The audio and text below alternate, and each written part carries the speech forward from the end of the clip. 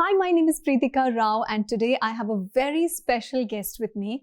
Special because she's taught me meditation, and she's none other than Rhea Pillai, whose name has been synonymous with the humanitarian foundation, The Art of Living, that has been established across the globe and has been recognized globally by international bodies for their humanitarian acts of social service and their stand for world peace. Thank you so much for gracing my channel today. Oh God, my pleasure.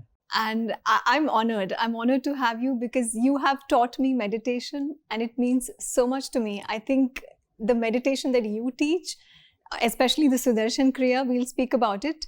It's life transforming. It is. You have so many people who know you already from The Art of Living and whom you already taught meditation too. Right. So I'm sure they want to know and they're keen to know, how did this entire thing, come into your life, and how did you meet Gurudev? And if you can speak a little about that for us. In 1996, I was going through like a personally very trying time, and I used to meditate with the Buddhists before that. I used to do a lot of chanting,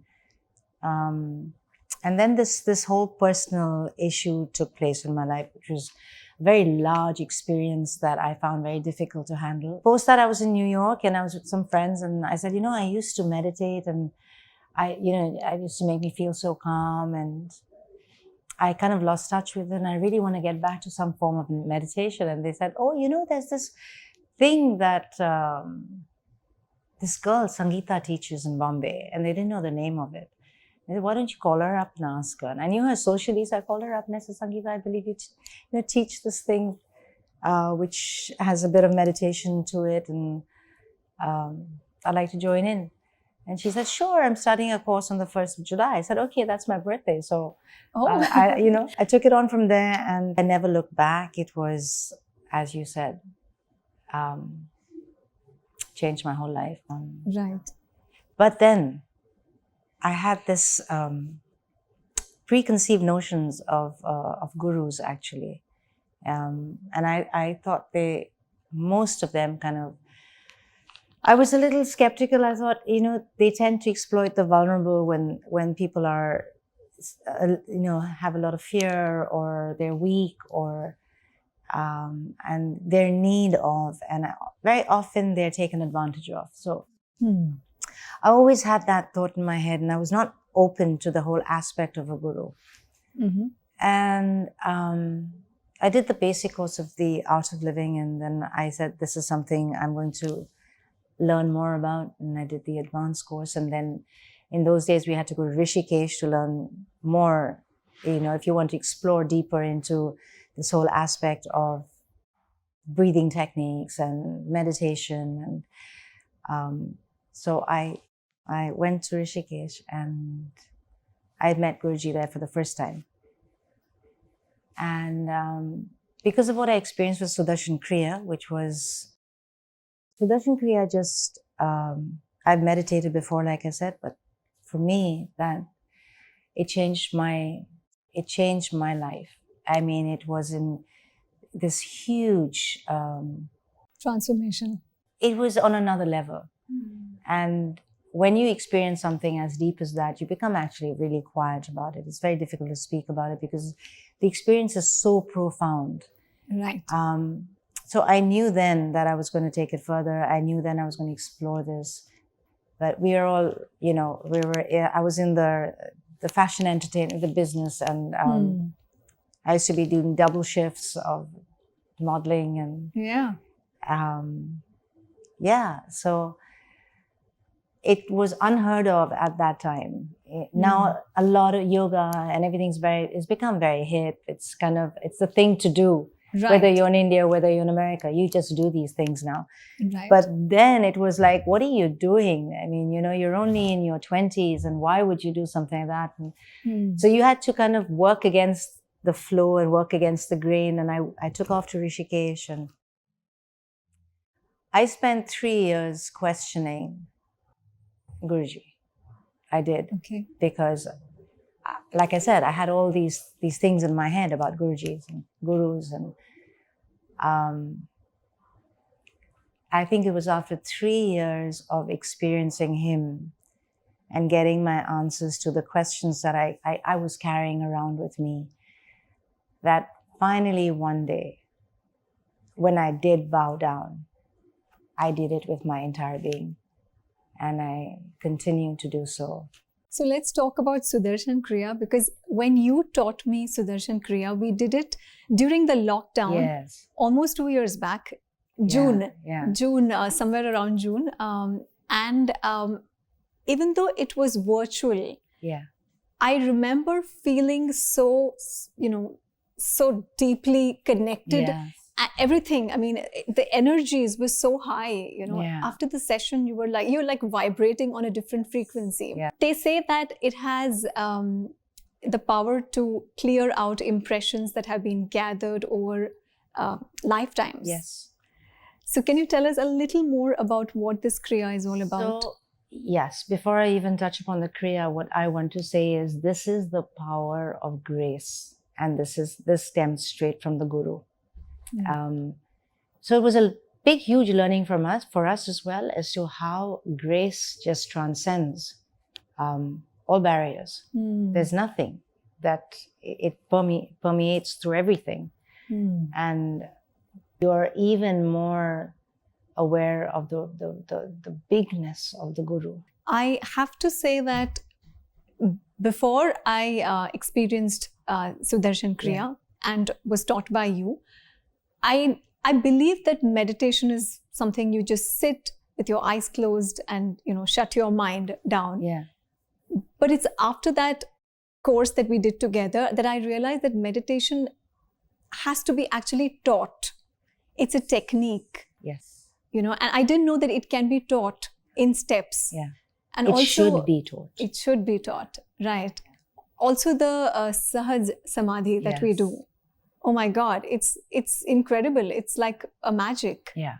Like how you can just get into the Samadhi mode in just a few minutes. Yes. So also there are so many other meditation techniques, right? Like as you progress, I wouldn't know because I still haven't done. Yes, it's a world of wealth out there. We're just skimming the surface. And Guruji is so generous in what he gives us, because I know that the Sahaj mantra that you get, it is so precious. And today he gives it he makes it very easy for people to access it. And I keep wanting people to understand that you are so fortunate to even get to this position. But because the world is also so, it is going to such major turbulence. Some of it is very enlightening, some of it is very exhausting. And in that process, people really need help and solace and something. And Guruji brings these techniques to you much easier than we used to work much harder to get to the point of being able to receive our mantra, because it is that precious and you only get it when you're truly ready for it. It's like, when you have to be so, there's so much reverence you need to be able to show to it when you receive it. That and the more in that space you are towards it, the more you receive. So people say that meditation is something that you don't do just once. You live with it and it becomes a part of you. Yes. When I'm interacting with you right now, I can actually see it. I can see that in you. It's become a part of you. Yes. It's amazing. So thank you. And it should. I think if you're true to yourself, you can't, formal meditation, you want to take 15, 20 minutes out of, your day to sit and meditate. That's beautiful. But you need to go beyond that. Having a conversation with you, sitting and having, doing whatever you're doing, it has to be so, it's something you imbibe in your very being, that it's expressed in everything that you do, in the things that you say, in how you live. Only then is it truly going to make the difference that you want it to make. it's you don't just compartmentalize it and say, "Acha, 20 minute ke liye, I feel the effects of it." I take that and I live it. That's how I want it to be, and that's how I feel it should be. So, what kind of experiences have people come to you and told you that they've encountered just by being a part of, Art of Living and doing these courses? Oh my God. I think every teacher of the Art of Living has experienced the people that they're sharing the knowledge with, all these healing experiences physically, okay. Which, like creatinine levels balancing out, or I have had a lady at Worley long time ago, I counted 20 years ago, and I didn't even know this problem existed of when a human body doesn't produce enough fluid, like you don't cry, or you don't produce enough saliva, and you and I take that so much for granted because it's not something that I was even aware of. And this lady was going through that, and it really troubled her. And she was very financially affluent. She came from an affluent background. She went from doctor to doctor. She went everywhere trying to seek treatment. But during the first Kriya, when she did it, things started to change for her. And during the course, after the second Kriya, she came up, took the mic, she was crying. And even now when I talk to you about it, when I feel like my hair stands up, because I feel that she told her story to everybody. And this has just one person. It has happened, I cannot tell you how many times. It's just, it makes you understand. Again, I'm bringing it back to Guruji, who he is and what he gives to us. And I think the more it's out there, because people really need it. And this is just basic breathing techniques that help you resolve so many issues, physical, emotional, mental. And, so when they get it, it's like they go, "Oh my God, I didn't know this. I didn't know this." So, yeah. I don't know if you comfortable sharing experiences, like any miracles or something that's with me? With Gurudev. I'm going to speak about this for the very first time. I am, because it's very, very emotional for me. It's about my daughter. Okay. And she had a brain tumor. Oh, okay. But the tumor was benign. And it sat on her speech area. Okay. And once I figured out, in the middle of the night, she had this episode where I had to rush her to the hospital. And they put her into ICU, and she was 10 years old. And I was like, my brain just froze, and I didn't understand what was going on. Then they told me she has a tumor. And they said, "Oh, but the good thing is, Rhea, it's benign." And I'm in like this brain fog, because I was receiving whatever they're telling me in a diffused way. I was like in a state of shock. And they said, "But this needs to be operated on, and it needs to be operated on immediately." Of course, I'm not going to get into the next, and we had a 6-week period to get it out. And I contacted doctors from, Massachusetts General Hospital. The head of neurology was a lifesaver. Dr. Anish Singhal, his father heads Bombay Hospital.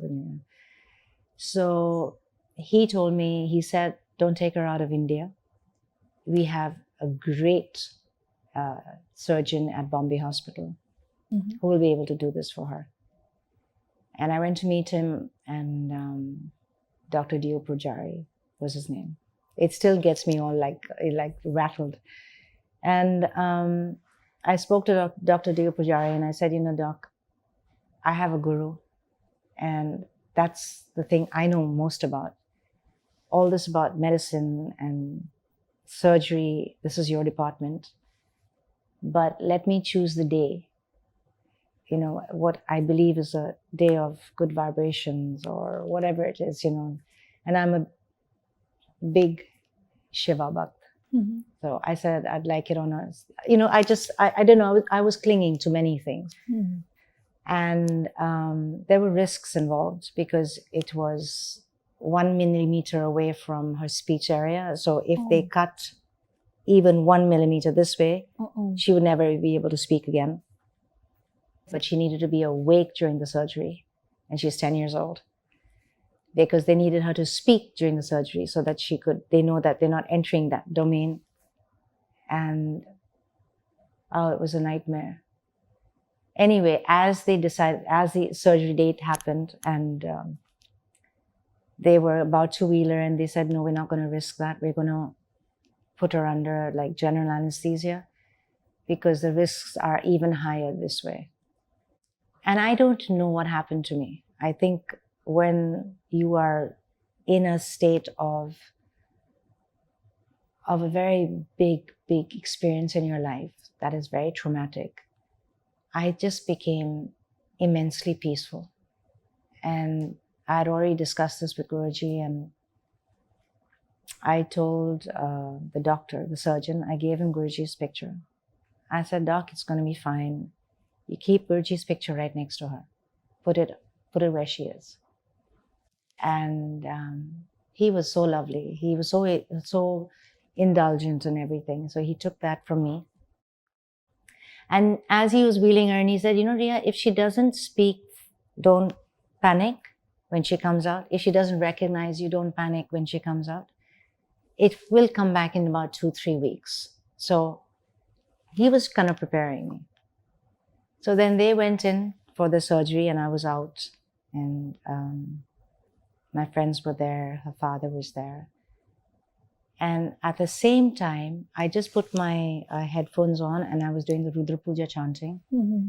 At the same time, Guruji was doing the Rudra Puja in Rishikesh. Okay, and if you know that Rudra Puja normally happens like about 9 o'clock in the morning, mm-hmm. This time it was happening at 11 o'clock there. Not that it was even synchronized, it was just happening the way it was happening. And I sat for those 3 hours just listening to chants. And then that nurse comes and she knocks on that little, the door with this little window. Then she knocks to say that the surgery is over. So I rush towards where my daughter is. And I have those pictures in my thing. And that nurse called me so that she could see whether the child was responding, not responding. And I looked at my daughter, and she looked at me, and she put her hand like that so that I knew she recognized me. And the nurse or the anesthesia, I forget who it was at that point, she said, ma'am, you know what happened?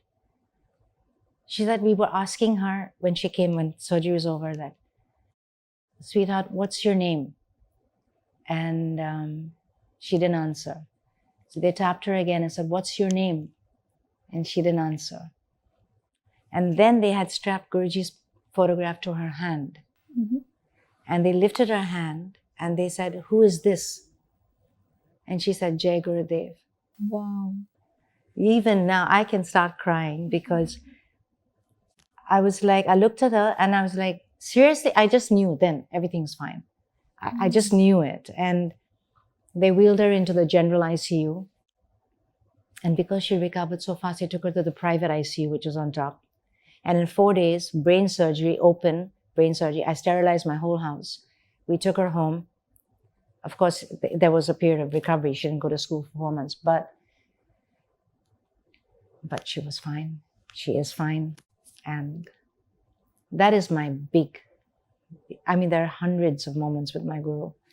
But for me, the moment, and Dr. Gio Pujari, when he came to the ICU, he was like, he looked at me and he said, do you know that she said, her first words were Jai Gurudev? And I said, I know, Doc, I know. This person told me this, I know. And I think he was also so overwhelmed by what happened. And yeah. And I sent Guruji, I called up Guruji and I was saying, You have no idea, Guruji. You have no clue. She said, Jai Gurudev. She said, I don't think he understood what I was saying because I was like screaming and I was running to the Picheka stairs up to the ICU. And I said, Guruji, it's like that. And it was like, and I sent him pictures and, that was a big moment for me. Wow. It's very personal and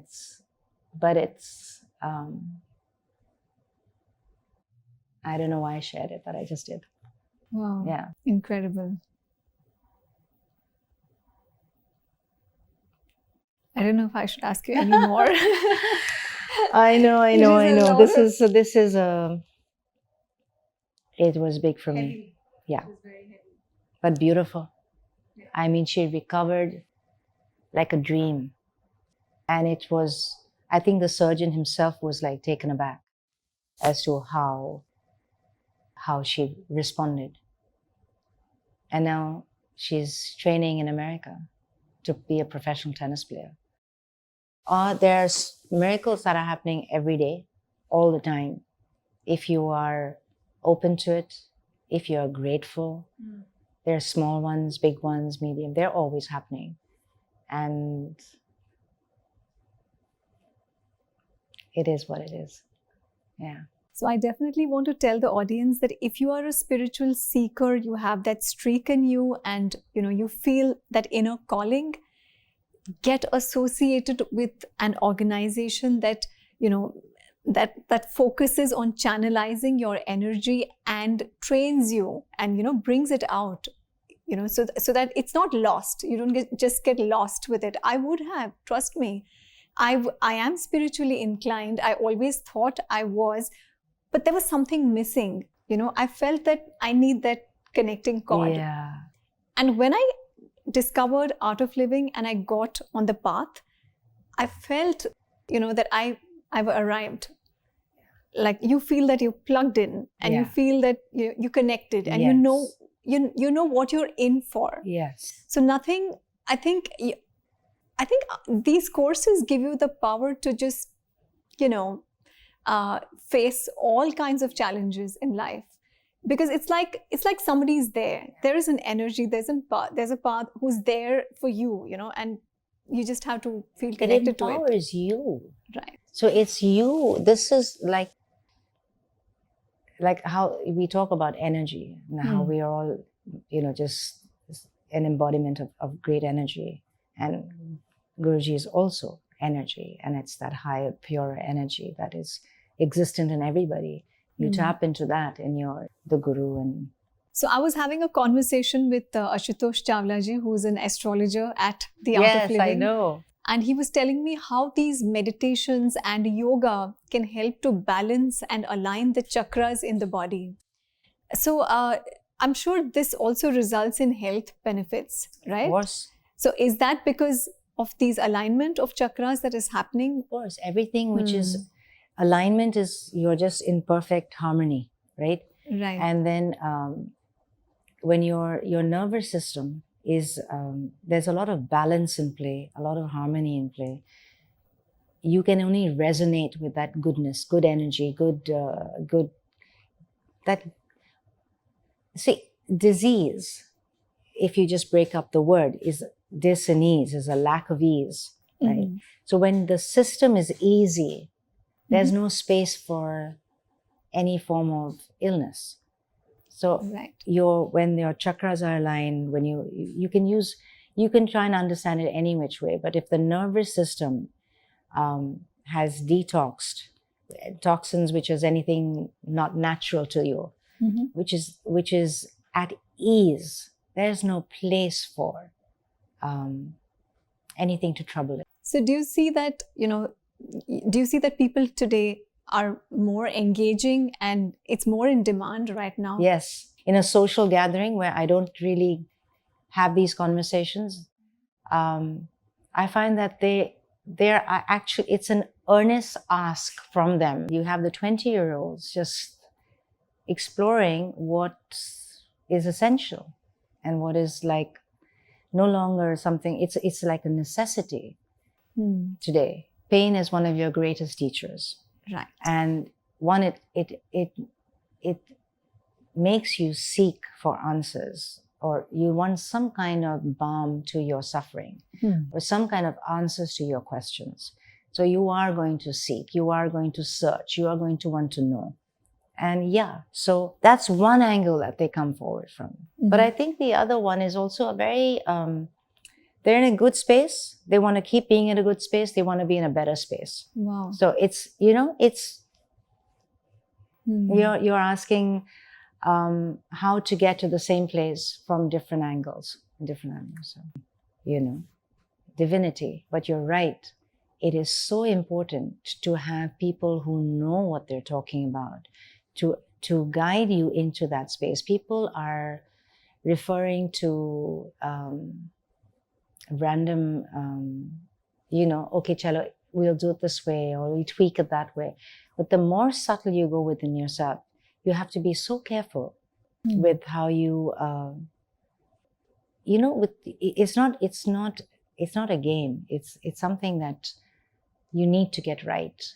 And just like you have in all things, you want to become you want to excel in anything, whether it's cooking or physics or science, whatever it is, you are going to train with people who know what they're talking about.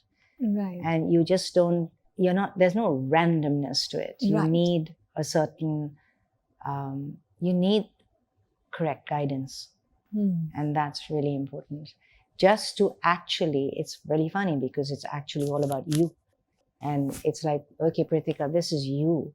But what is going to make you discover and develop more of who you are is just this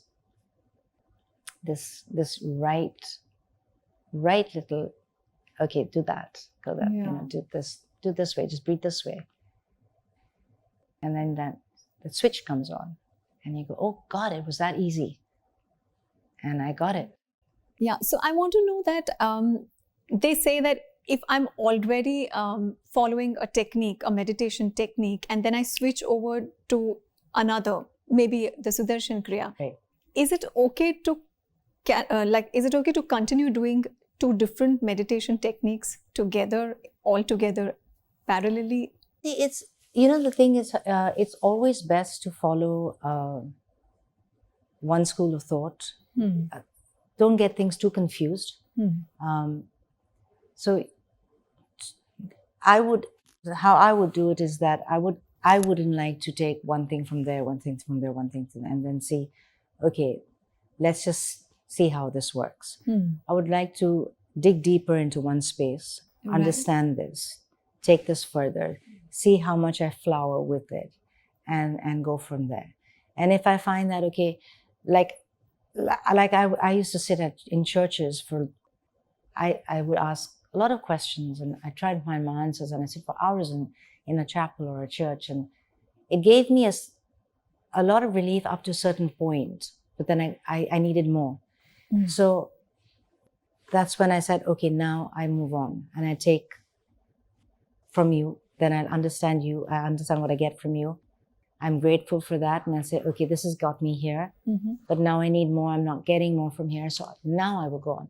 And when I find what I'm, like you said, I feel like the plug's in. Yeah. Now I don't need to look anywhere else, because this is, like I said, a world of wealth. You don't need to look X and Y, anywhere else. Yeah. So do one thing, do it well. Right. Yeah. Don't confuse things. Have people come to you and said that after meditating for a while, they have overcome addictions? And oh yes, they have. Of course, addiction, depression, so much aggression. That's the first to start settling down. Yeah, I'm sure. Yeah. So it also has health benefits, like it's detoxing your nervous system, and also expands your lung capacity. Exactly. Yeah. So wow. Okay. Nice. We all have reasons to meditate daily. But when you meditate, when you do the Kriya, sometimes people are confused. Should we do it after a particular time? Like, is it supposed to be done only in the morning, or can you do it through the rest of the day?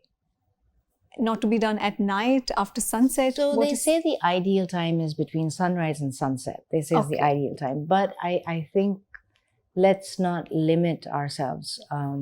It is a very fast-paced world we live in. People are rushing to get to places. And the most important thing is to do your Kriya. That's the most important thing. Okay. Do it on a relatively empty stomach. So you are doing it pre-dinner or, pre-breakfast. If you can't, then wait for a couple of hours before you can, after you eat a meal. So for everybody out there who's living a life that is, you're meeting deadlines and time is short. Let's not be confined to certain set timings. Okay. But let's just set the goal or the pattern in our lives to definitely meditate, definitely do the Kriya, definitely do your breathing techniques. These are things that are so important for you to become the best version of who we can be. Our talents come to the fore. We make better decisions. We understand more. We perceive it in the right way. We receive information in the right way. So much. I mean, there's so much. Right. And you need to give that all to yourself. I would really tell everybody out there, if you have that spiritual streak in you, tap into it before you lose it. You are wearing a gorgeous outfit today, and I've heard it's your brand. You started it recently. have. Can you tell us a little more about it? So my daughter and me decided on the name, which is the Temple House by Rhea Pillai. And this is clothing I make which has I glamorize it. I make it fun. But what's important about it is that the material I use predominantly is pure. It's sometimes organic. I use material that's made from lotus stem or rose petals or milk or orange peels. So that's one section of what I do. Then there's the other section, which is cottons and linens and cotton blends. But what runs through it all is that it has a lot of spiritual art. I can see that. Yeah. So this is more Turkish. It's got the evil eye on the back. Yeah. And so I take it from all schools of thought from all over the world. And it's been received really well. So I've been very excited with this. Yeah, your Om t-shirts look really lovely. Yeah, they're trendy, and yet it has the spark. Yeah. Yeah, beautiful. So I'll put down your website. Please. And your contact details. Fantastic. For anybody who's interested in checking out her collection. You should, because it's absolutely gorgeous. Thank you. So on that note, I think I have had a very beautiful and a profound conversation with you. Thank you. And I'm sure the Art of Living seekers who are already practicing seekers have already enjoyed and loved this conversation. So much to learn from it. Thank you so much, Rhea ji. Thank you so much. Thank you. Thank you truly. Jai Gurudev. Jai Gurudev. Jai Gurudev.